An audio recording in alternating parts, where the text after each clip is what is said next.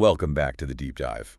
Today we are attempting something truly monumental. Yeah, this is a big one. We're not just summarizing a career.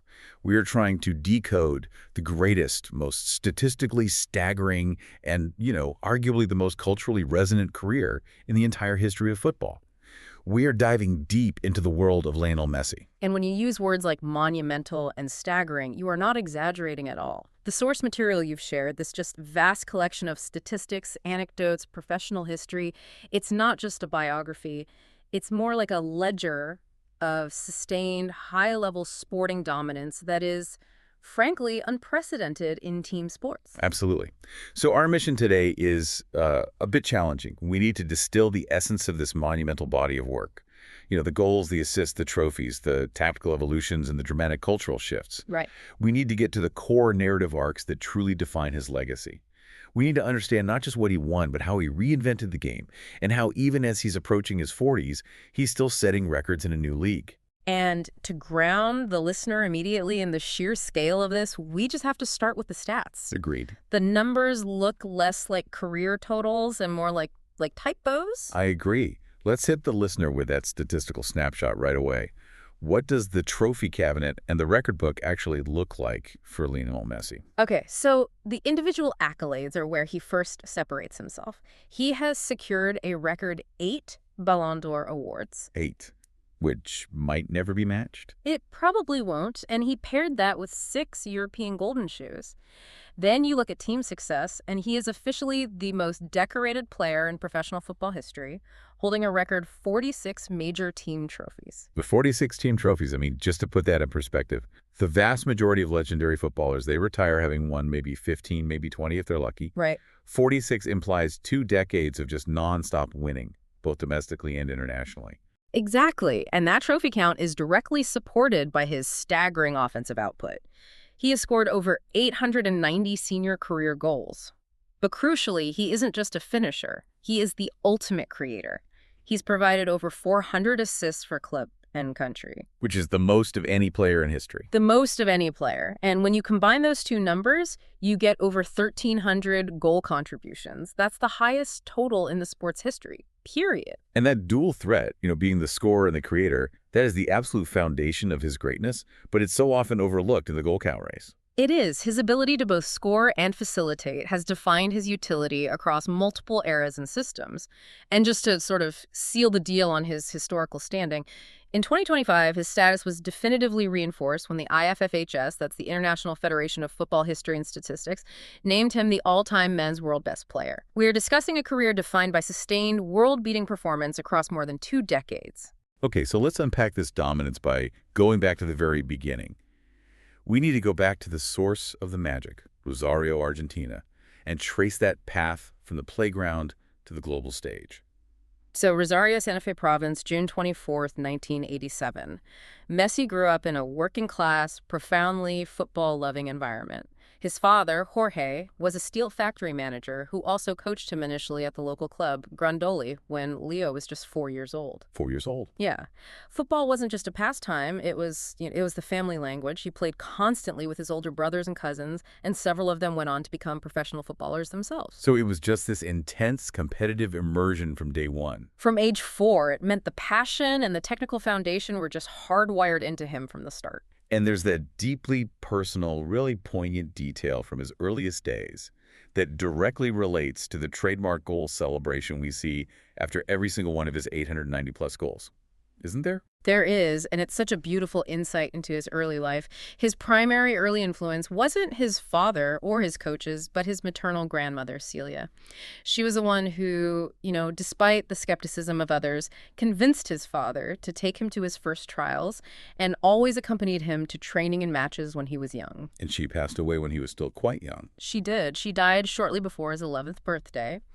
And ever since then, Messi, who is a devout Catholic, he honors her after every single goal by looking up and pointing to the sky. It's a small, consistent reminder of the personal root of his professional drive. So from that local club, Grandoli, the talent was obviously undeniable, and he quickly moved to a recognized club, Newell's Old Boys. And this is where he went from just a local prodigy to a sort of mythical youth talent. Absolutely. From age 7 to 13, he played for Newell's. He scored close to 500 goals, playing as a member of this legendary youth side known as the Machine of '87, named for the year the players were born. You know, for the Machine of '87. Yeah, and they were, by all accounts, an essentially unbeatable team. His legend was already growing.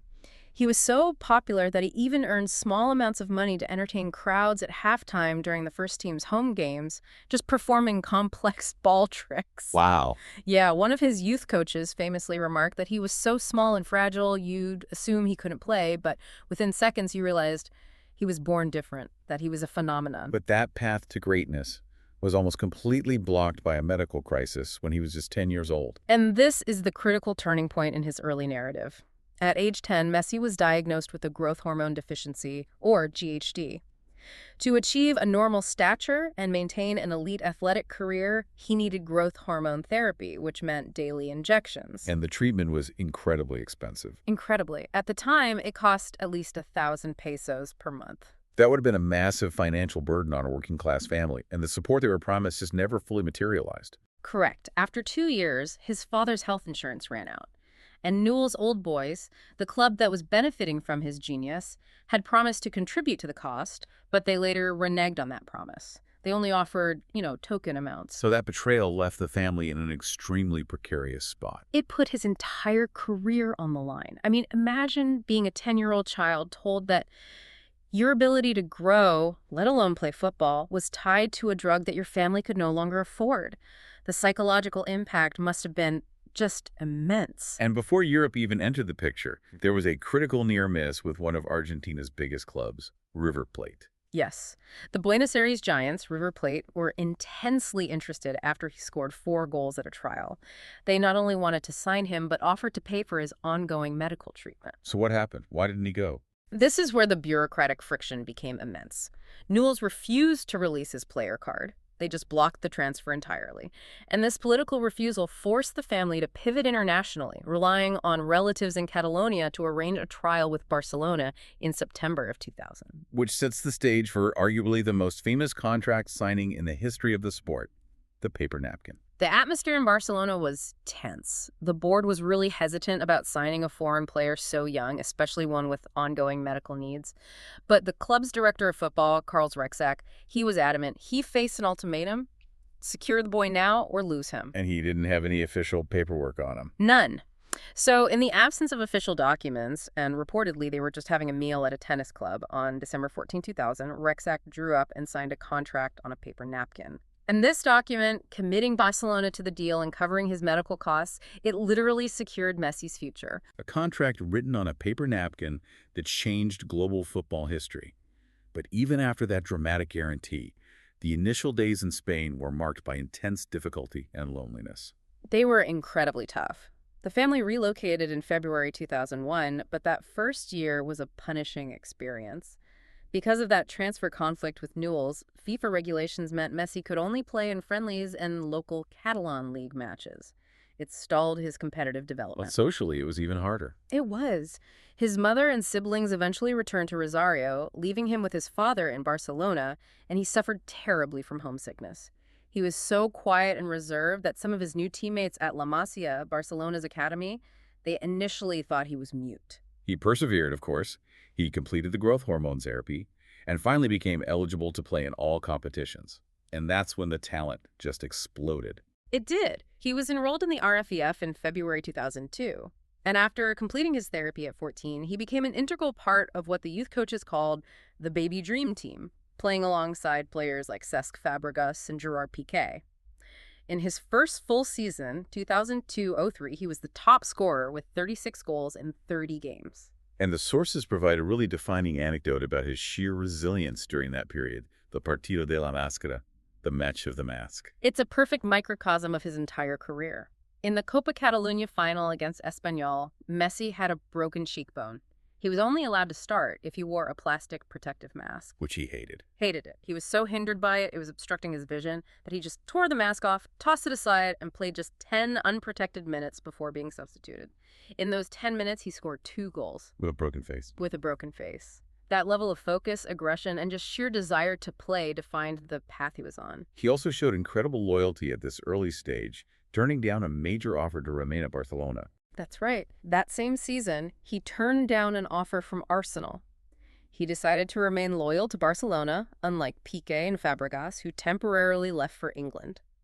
And this really foreshadowed his nearly 2 decades of unwavering commitment to the club. That incredible talent was finally acknowledged by the senior squad. How did the veterans react when this, 16-year-old started training with them? The reaction was just shock. The veteran French winger Ludovic Julie called Messi an alien. Julie recounted watching him train with the first team, noting that the senior players, these are seasoned professionals, were deliberately kicking him all over the place, trying to intimidate him. To sort of test him. Exactly, but he said he just got up and kept on playing. He would dribble past 4 players and score a goal.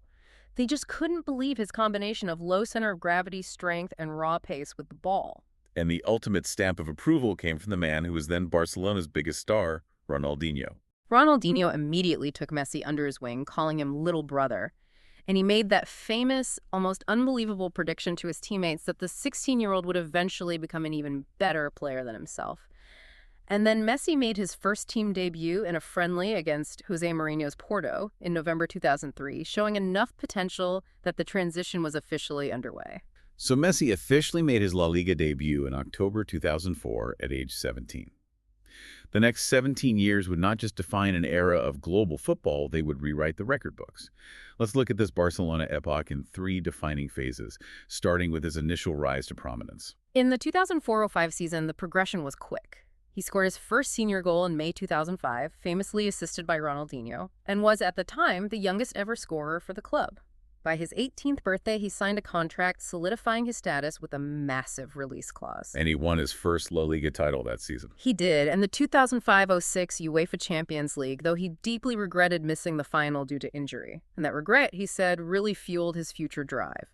And the unavoidable comparisons to Diego Maradona began almost immediately, solidifying by 2007. Yes. By the 2006-07 season, the comparisons became unavoidable because of 2 really astonishing goals. First, he scored a goal against Getafe that involved an incredibly long, winding run from midfield, a goal of just pure finesse and elegance. We're a work of art. Truly. And then weeks later, he scored a more contentious handball goal against Espanyol. These 2 goals directly mirrored Maradona's infamous goals against England in the 1986 World Cup, the goal of the century and the hand of God. That parallelism instantly cemented the narrative of him being Maradona's successor. It did, though the weight of that comparison would create immense pressure for him later in his international career. The true dynasty, however, it really begins with the arrival of Pep Guardiola in 2008. This is the period where Messi takes the number 10 shirt and undergoes the single biggest tactical transformation of his career. Guardiola's arrival marked the start of Barcelona's golden age. Messi inherited the iconic number 10 shirt, but more importantly, he became the ultimate tactical weapon. Guardiola moved him from the right wing and deployed him centrally as the false 9. Okay, let's dedicate some time to the false 9. This wasn't just a position change. It was a fundamental innovation that really changed how modern football is played. What were the mechanics of this system, and why did it work so perfectly for Messi? It was revolutionary. So a false 9 is a center forward who doesn't stay high up on the defensive line. Instead, he drops deep, almost into the attacking midfield space. And Messi's genius was utilizing this maneuver. When he dropped deep, he would pull the opposing central defenders out of their organized positions and into midfield, Creating a massive vacuum behind them. a massive vacuum. And those gaps were exploited by the rapid combination play and through runs of his wingers, like Samuel Eto'o initially and later Pedro or David Villa, but most effectively by the midfield maestros Xavi and Iniesta. So they would just exploit the channels Messi had created. Exactly. The system was designed to give the ball to the player with the best dribbling and passing vision in the most dangerous area of the field.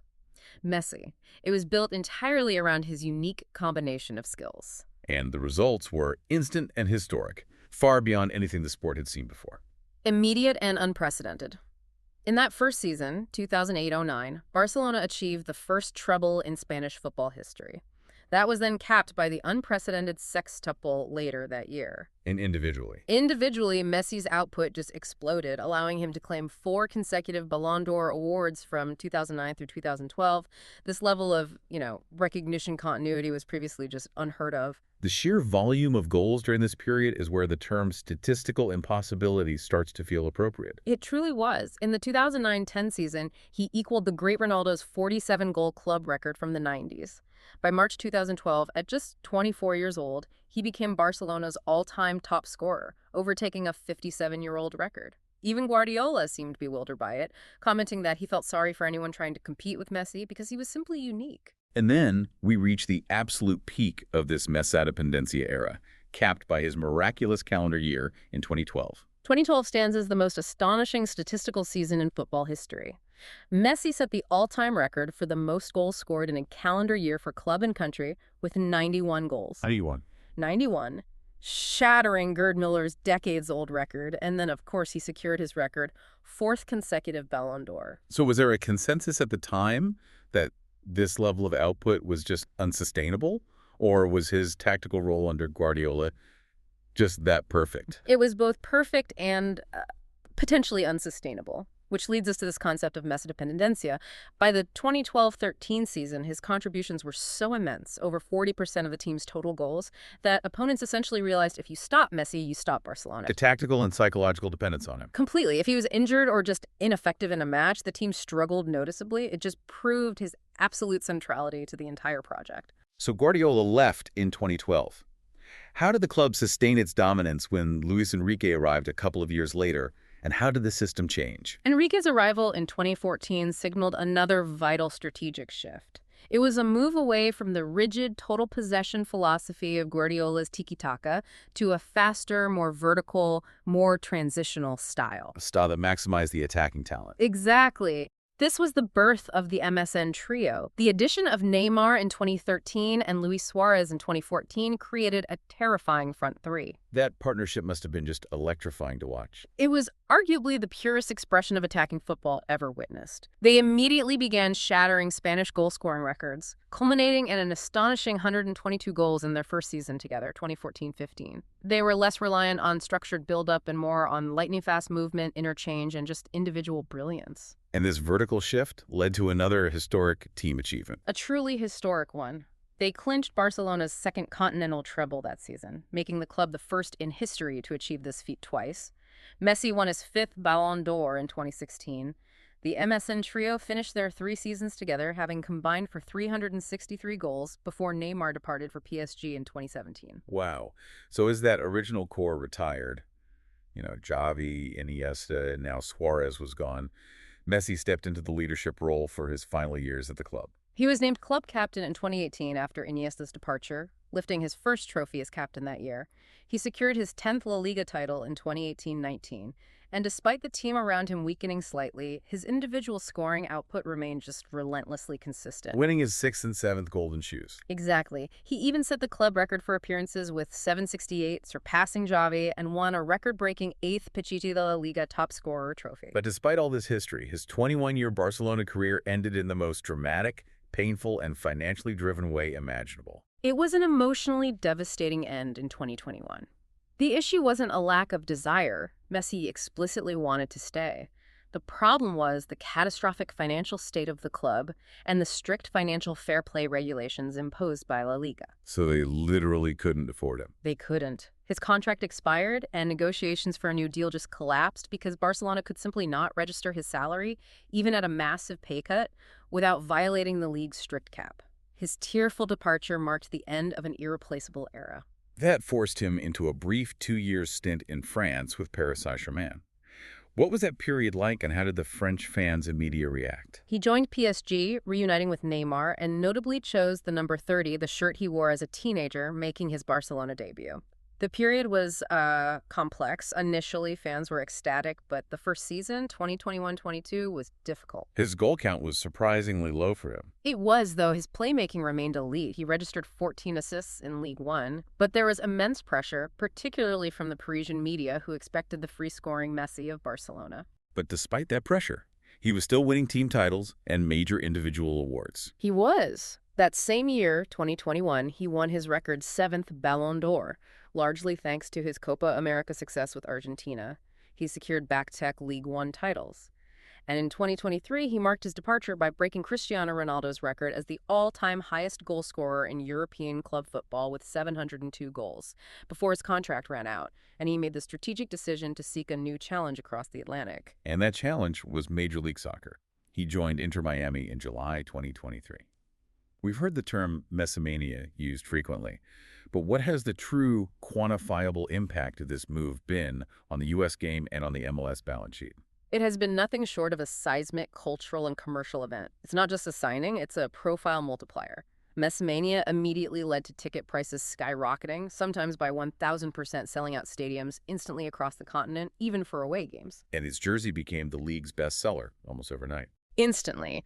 And his deal with Inter Miami was structured to reflect this immense commercial draw. It moved beyond just a salary. Right. It included shares from shirt sales and a cut of the streaming subscriptions. Exactly. A cut of the MLS season pass subscriptions on Apple TV, and, critically, a minority stake in the club itself.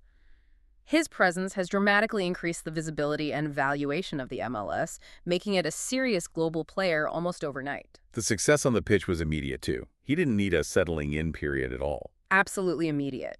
He debuted in the League's Cup, scoring a game-winning free kick in stoppage time, a perfect Hollywood introduction. The previous Inter Miami captain, DeAndre Yedlin, immediately ceded the armband to him. And he led the club to their first-ever trophy. He did, the 2023 League's Cup, demonstrating instant leadership and winning pedigree. And he didn't just maintain that initial success. He broke records across 2024 and 2025 that illustrate his enduring quality. 2024 was about MLS dominance. He broke the league record for most assists, 5, and most goal contributions, 6, in a single game, a performance that demonstrated his evolved role as a pure playmaker. And the team's success followed. Inter Miami clinched the Supporters' Shield, setting a new league record of 74 points.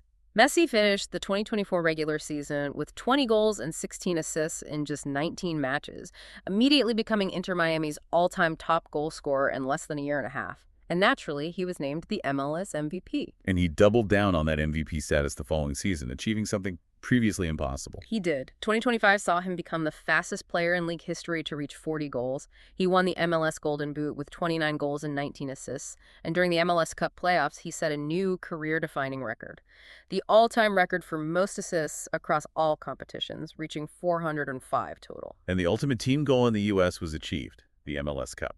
Yes, Inter Miami won the MLS Cup 2025. Messi provided 2 assists in the final and was named MLS Cup MVP. The key takeaway here is that he became the first player in league history to win the MLS MVP award in back-to-back years. His arrival was not a retirement tour. It was a sustained, high-level tactical deployment that brought major trophies and redefined the league standard. Okay, now let's pivot back to Argentina. For so many years, his international career was defined by immense expectations and just consecutive heartbreak. Yeah. It was such a stark contrast to his club's success. It was a massive psychological burden. His international journey started brightly winning the 2005 FIFA World Youth Championship and the 2008 Summer Olympics gold medal. But when he assumed the senior captaincy in 2011, the burden of a nation's 28-year wait for a senior trophy began. And he led Argentina to 3 consecutive final losses. 3 in a row. The 2014 World Cup, the 2015 Copa América, and the 2016 Copa América Centenario. That 2016 loss, decided by penalty kicks, proved so devastating that he briefly announced his retirement from international football. He did. The frustration and emotional exhaustion were just palpable. But the national reaction was immediate. An immense nationwide campaign of support and pleas for him to return. And he reversed his decision within a few months. It's crucial to note that even during this struggle, he was still winning individual accolades. He was. He won the Golden Ball at the 2014 World Cup and became Argentina's all-time leading goal scorer in 2016.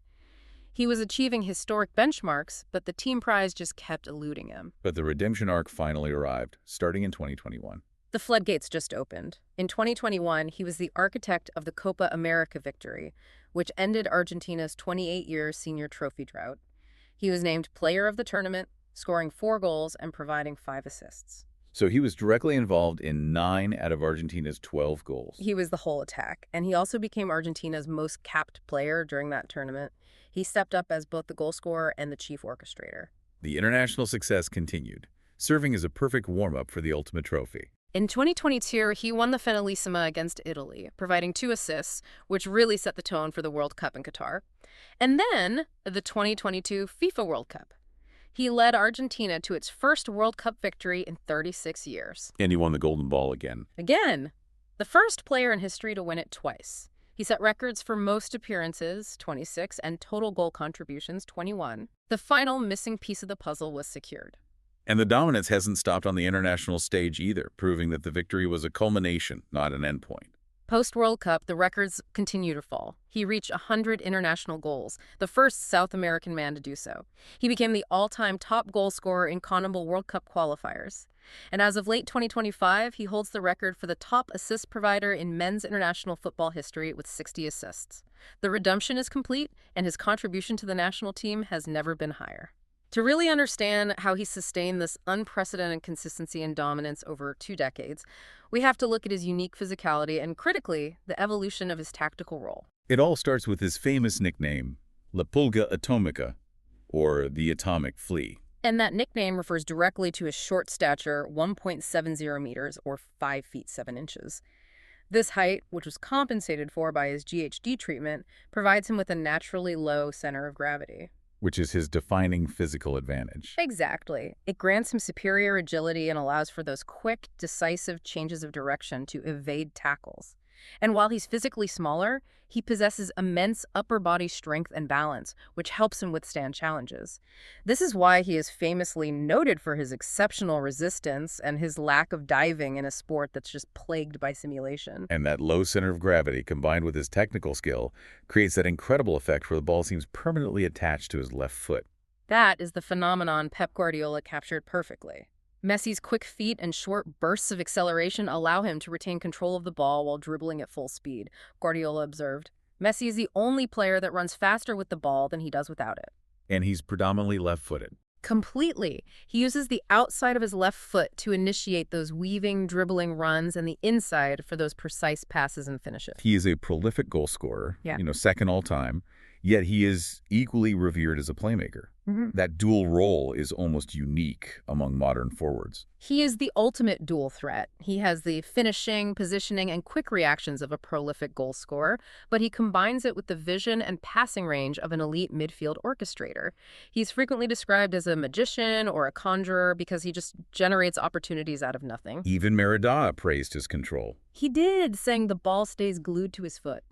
Moreover, he became one of the world's best set-piece takers, ranking 3rd all-time in goals scored from direct free kicks with 69 as of mid-2025, and 1st among all active players.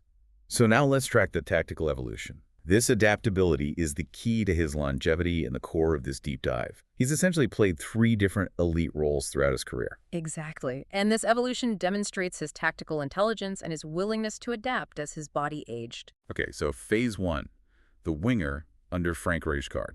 Under Rijkaard, he started as a left winger, but was quickly moved to the right wing. This was a strategic decision to allow him to cut inside onto his dominant left foot and curl shots on goal.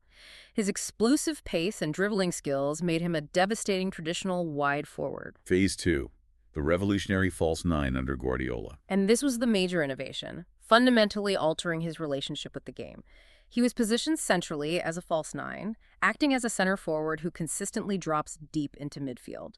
This wasn't about scoring goals directly, it was about creating tactical confusion, drawing defenders out, and exploiting space for the surrounding runners like Xavi and Iniesta. It redefined Barcelona's entire identity. It did. And phase 3, the deep playmaker, which is the role we see today in the MLS. Right. As he moved into his later career, starting around the Luis Enrique and Valverde years, his role became even deeper and less reliant on that explosive acceleration. He transitioned into a deeper, free playmaking role, often acting as a classic number 10 or a secondary striker. He was given license to drop deep, bypass the midfield, and just orchestrate the attack with his vision and supreme passing range. His ability to transition from the explosive winger of his 20s to the deep-lying quarterback of his late 30s seems to be the secret sauce for maintaining such dominance. How did he manage the physical load? The sources are very clear on this. He strategically managed the inevitable decline in sheer explosive athleticism by learning to conserve energy off the ball. In his younger years, he was constantly pressing, constantly moving. As he aged, he adopted a specific, disciplined self-care regimen, a stricter diet and training, but the critical change was his running economy. So he would cover less ground when the other team had the ball. Exactly. Essentially saving his energy for those short, match-defining bursts of acceleration, movement, and critical passing moments. And that self-care regime also seems to have fixed his early injury-prone nature. Precisely. He was somewhat injury-prone in his late teens and early 20s, but this commitment to conserving energy, coupled with a highly disciplined diet and specialized training, significantly reduced his injury record. And that allowed him to maintain the consistency needed to win back-to-back MVP awards in a demanding league like the MLS. We can't discuss Messi's legacy without addressing the defining, culture-shaping rivalry of our generation. The comparison with Cristiano Ronaldo. It has been the football equivalent of Ali Frazier or Federer Nadal, two just colossal figures whose mutual existence drove them both to impossible heights for over 15 years. Absolutely. They are the two leading goal scorers in history. And the debate between them wasn't just sporting. It was cultural and philosophical. Messi is celebrated for finesse, dribbling, playmaking, humility, and smaller size, embodying the genius of skill. While Ronaldo, conversely, is praised for his exceptional speed, pure goal-scoring prowess, a muscular build, and assertive self-confidence, embodying the genius of athleticism and dedication. And their rivalry was magnified by the world's largest corporate sponsors. Immensely. Nike for Ronaldo and Adidas for Messi utilized their contrasting personas to fuel one of the biggest marketing wars in sports history, intentionally magnifying the differences in personality and style for global consumption. And when we compare the hardware, Messi holds the edge in individual accolades. He leads with 8 Ballon d'Ors compared to Ronaldo's 5, and 6 European Golden Shoes versus 4. In competitive club matches head-to-head, Messi also holds a winning record against Ronaldo's teams. 15 wins, 9 draws, and 10 losses. Most critics would argue that the debate over the greatest of all time, the GOAT, was definitively settled by the 2022 World Cup victory. That is the consensus among many critics and pundits. The World Cup was the final critical benchmark missing from Messi's CV. Securing that senior international trophy was deemed the definitive moment that cemented his status, particularly in the eyes of historical purists who always valued the World Cup above all else. And Ronaldo himself acknowledged the end of the era. He did, stating in 2023 that their rivalry was gone after 15 years of fierce competition. So beyond Ronaldo, the comparison that shaped his entire Argentine narrative was with Diego Maradona. We touched on this earlier, but for a long time, the Argentine public held Messi in lesser esteem than Maradona. What fueled that deep-seated skepticism? It was incredibly complex and tied to national identity. The skepticism was fueled by 3 main factors. First, the lack of a senior international trophy. Maradona won the 1986 World Cup, an untouchable achievement. Right. Second, Messi left Argentina at age 13 and never played professionally in the Argentine Primera Division, which led some to feel disconnected from his journey. And the third factor was based on personality, right? A reserved nature. Yes. Argentines traditionally celebrate a quality called fiery passion, outward aggression, and assertiveness.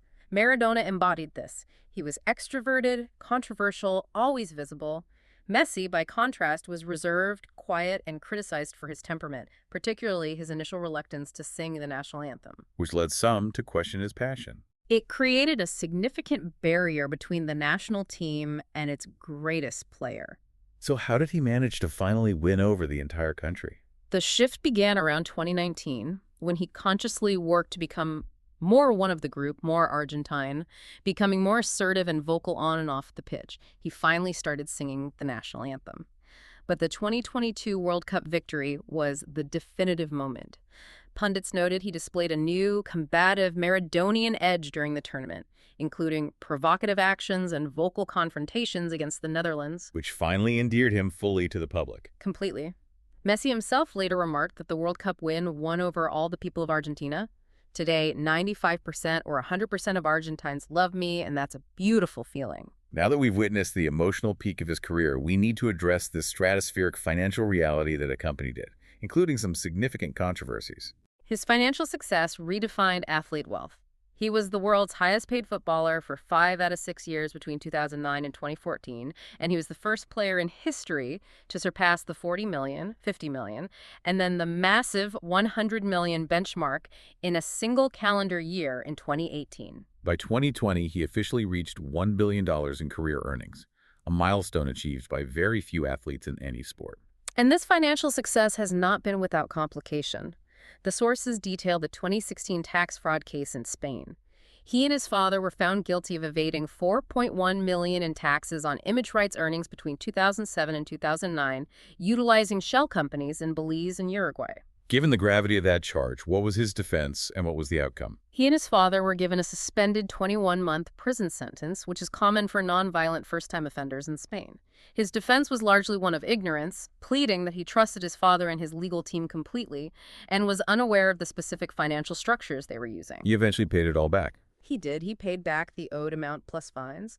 But the fact that an athlete of his stature faced a conviction really highlighted the intense scrutiny placed on high-earning sports figures. Moving to his brand power, his relationship with Adidas is a powerful case study in athlete endorsement. He has been Adidas's main sponsor since 2006, having transferred from Nike after a dispute over his image rights. Adidas created his own sub-brand, the Adidas Messi, in 2015. His cultural reach is global, exemplified by his presence among Time's 100 most influential people multiple times, and becoming the first footballer ever to win Time Athlete of the Year in 2023. His digital popularity also underscores that global reach. His World Cup celebration post holds the global record for the most liked post on Instagram, with over 75 million likes. His influence is such that his actions carry global economic and even political weight. For instance, in 2024, his failure to play during an exhibition match in Hong Kong due to injury caused such a massive immediate backlash from the Chinese public that the Chinese Football Association temporarily halted its partnership with the Argentine Football Association. Wow. Turning now to his public life and philanthropic efforts, what is the root of his charitable focus? His dedication to vulnerable children stems directly from the medical difficulties and financial strain he experienced due to his growth hormone deficiency as a child. He has worked with UNICEF since 2004, serving as a Goodwill ambassador since 2010, focusing on healthcare and education. He founded the Lionel Messi Foundation in 2007, reinvesting part of his earnings into medical research and development centers across the globe. And he's made some extremely high-profile donations, including one that drew a degree of controversy back in 2021. He's been deeply charitable, donating damages from a libel case to Doctors Without Borders and contributing €1 million to fight COVID-19. However, the 2021 vaccine donation was complex. He donated 3 signed shirts to a Chinese pharmaceutical firm to secure 50,000 doses of the CoronaVac vaccine, specifically for South American football players. Which generated controversy at the time. It did, given the widespread vaccine scarcity in the region. The perception was that athletes were being prioritized over vulnerable populations, even though the intent was to ensure the continuation of the sport. Despite the controversies, his non-sports influence is immense, even leading to recognition here in the United States. In January 2025, he was awarded the Presidential Medal of Freedom by President Joe Biden for his global charitable contributions to children's healthcare and education programs, underscoring the vastness of his non-sports influence. Finally, he's actively preparing for the post-playing chapter, building a business empire that extends far beyond the pitch. He is focused on replicating his success in the business world, especially in the U.S. In 2024, he launched the sports and energy drink brand Mas Plus brand.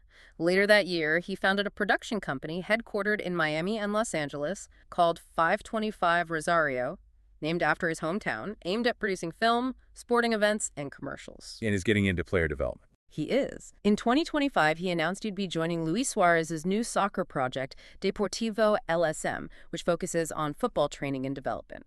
He is actively building a multi-layered business legacy designed for permanence.